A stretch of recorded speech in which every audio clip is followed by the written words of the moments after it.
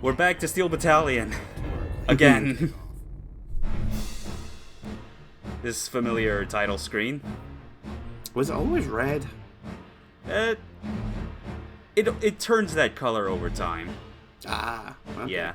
Starts white, but then kind of turns sunsetty, yeah. Reddish gradient. But yeah, we're back. This is the start of the promised second campaign of Steel Battalion, which Remix. I'm gonna very briefly enter the campaign menu and enlist a new pilot. Not for the purpose of this is gonna be who we're playing as, but it's gonna be like just to demonstrate something that changes with like the campaign and difficulty selection menu when you've completed Hai Shi Dao 2080 for the first time. I thought you were going to call it Australia so you could drop a colony on it.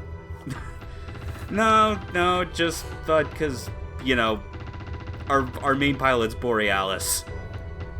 Yeah, fair enough. Yeah, Borealis, Australis, Northern Lights, Southern Lights, that whole thing. It basically writes itself. I've got no reason to, like, try and come up with anything else, like, fancy. Okay. It's not like any of our other jokes have been particularly, try hard, so... Yeah. So now we've got, like, a selection of whether we can do 2080 or 2082, even if it's for, like, a new pilot. So you could, like, start from scratch and completely skip the tutorial and first 10 missions. But Australis is going to be off doing his own thing during this campaign. We're back with, like... Assume that this is the pilot that we had started with all the way back in the very first video, as we proceed to do this shit all over again. So just out of interest, starting a new character with the 2082 campaign, does that make it any more difficult, or are there any downsides to doing it?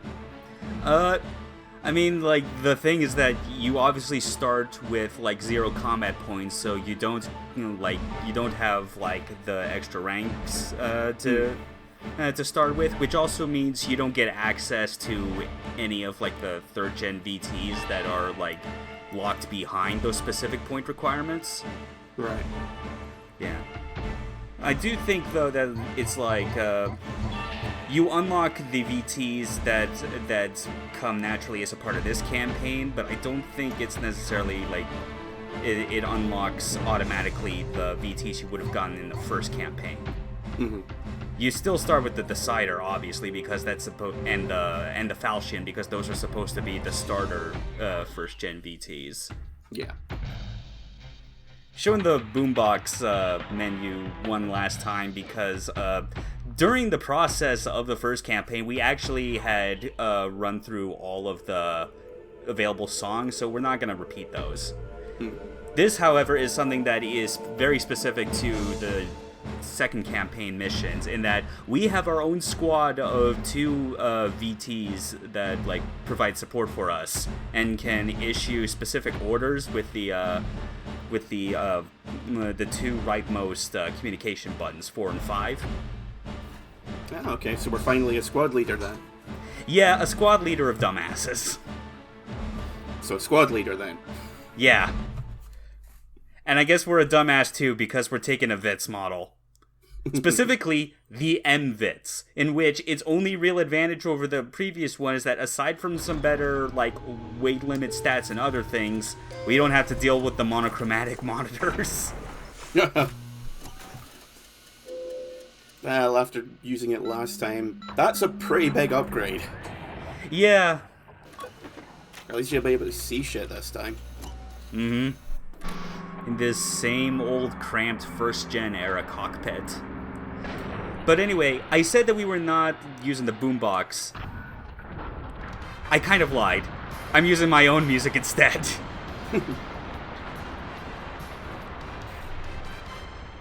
That sounds familiar. It's the opening to Armored Trooper Votoms.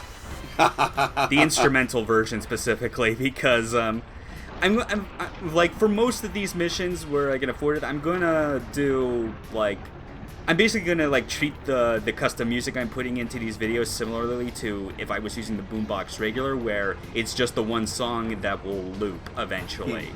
Hence why I went with the instrumental version of Destiny of the Flame, which is the name of the opening.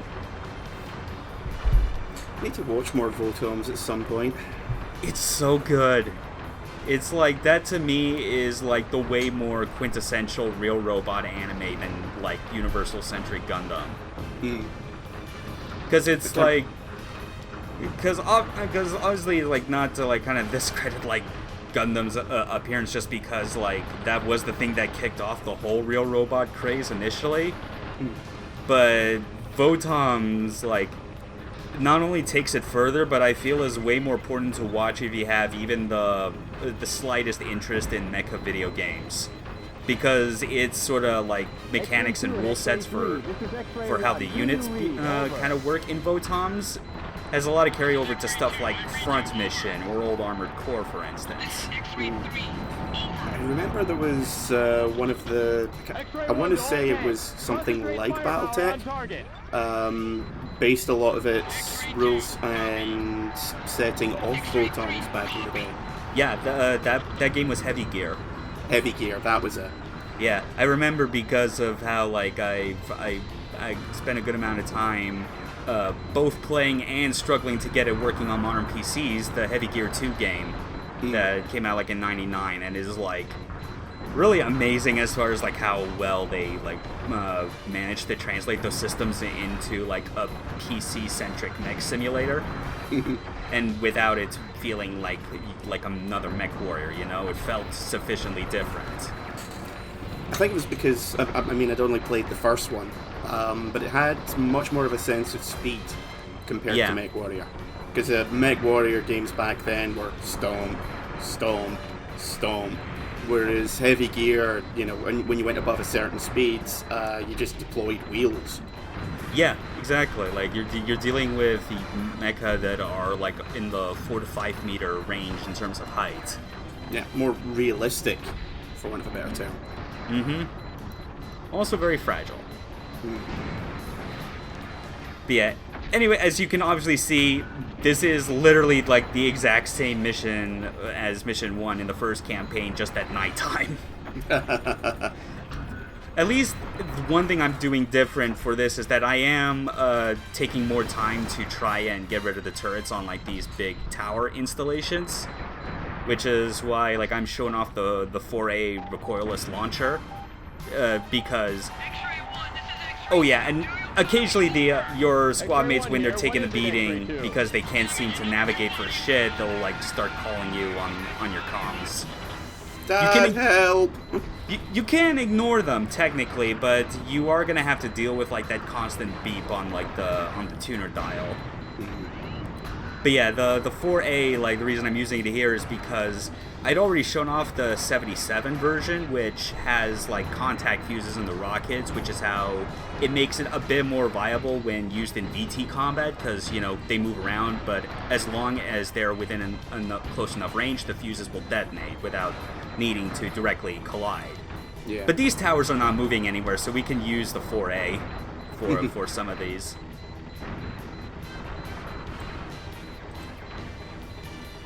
Admittedly, though, because like this mission and the one right after are ones that absolutely could have gone a lot faster, even with the units that I decided to go with.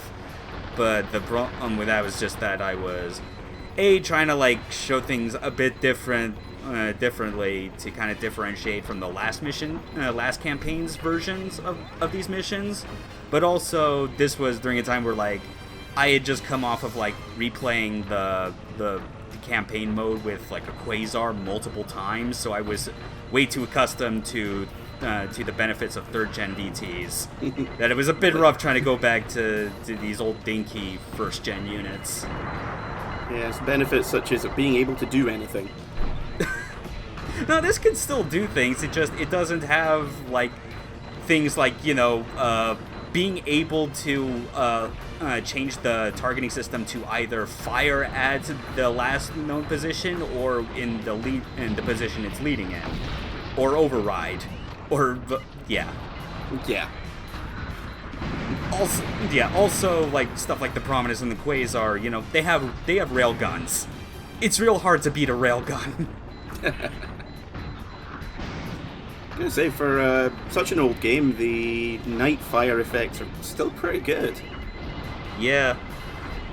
Surprisingly so.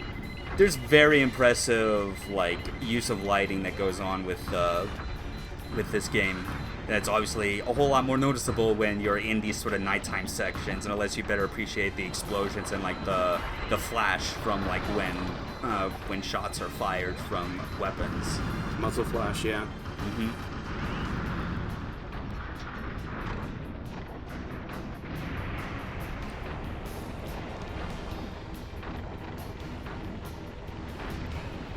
I will say that, like, for as limited as it is going back to first-gen VTs, it's still hard to, like, not appreciate, like, the mechanism behind the whole cockpit, just because it's the first one you deal with, and it's, like, it does such a good job of, like, selling you on, like, the whole simulation that the game's going for, you know?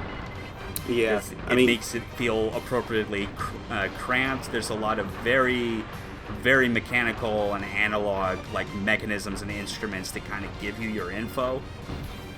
Yeah, it kind of reminds me of the cockpits from a show like Gasaraki, because in that it was the mechs in that were much more heavy, hard military style.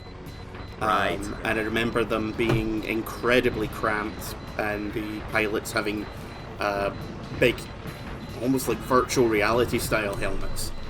Yeah. Similarly, also like Votoms. Yep. Which also reminds me of how I think there was, like, some, like, amusement center in Odaiba that has like a bunch of VR attractions, and one of them was actually for, like, a Votoms, like, 1v1, like, arena battling game, which was nice. Also, like, another instance of, like, you think about the idea of Votoms VR, that is surprisingly still very accurate to what the show is in terms of, like, how the ATs are piloted. And then this one guy shows up with a Nerf rifle and is like, nah, I can take him. Yep, first mission. Again, it very much could have gone a whole lot faster, considering it was the exact same parameters of having to remove 75% of, like, or not 75, just 70% of the enemy forces. I can at least say that the next mission, though, even though it's in the same environment as Mission 2, it is a much more, like, different objective. That said, it's still going to take a while because it is probably me performing at my worst, but you'll know when you see it.